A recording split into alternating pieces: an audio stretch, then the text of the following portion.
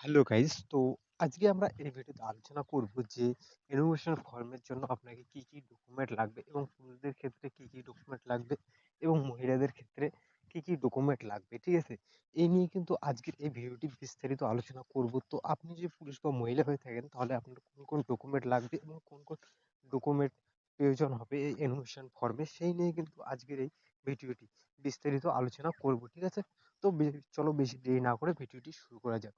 তো প্রথমে আমরা দেখব এডমিশন ফর্মের জন্য পুরুষদের ক্ষেত্রে কি কি ডকুমেন্ট লাগবে। পুরুষদের ক্ষেত্রে যে সমস্ত ডকুমেন্ট লাগবে তার এক নম্বরে হচ্ছে কি, চলো দেখে নিচ্ছি।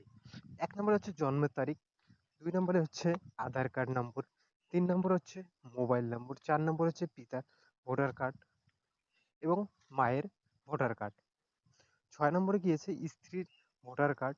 যদি বিবাহিত হয়ে থাকে সেক্ষেত্রে কিন্তু স্ত্রীর ভোটার কার্ড লাগবে এবং দু কপি রঙিন ছবি লাগবে এবং 2002 সালের যে ভোটার তালিকায় যে নাম থাকে, ঠিক আছে, সেক্ষেত্রে কিন্তু আপনার নামের যে নথি আছে সেটা লাগবে এবং নিজের না থাকলে পরিবারের যে কোনো সদস্য থাকলে হবে।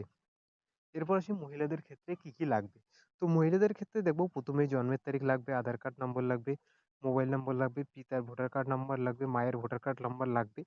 ঠিক আছে, যদি বিবাহিত হয়ে থাকে সেক্ষেত্রে কিন্তু স্বামীর ভোটার কার্ড নাম্বার লাগবে এবং দু কপি রঙিন ছবি লাগবে এবং 2002 সালে যদি নিজের নাম থাকে থাকে তাহলে সেই লিস্টে যে সমস্ত নথি দরকার সেগুলো লাগবে এবং যদি না থাকে তাহলে পরিবারের যে কোনো একজন সদস্য থাকলে হবে। এবার দেখবো 9 নম্বরে কি কি লাগবে।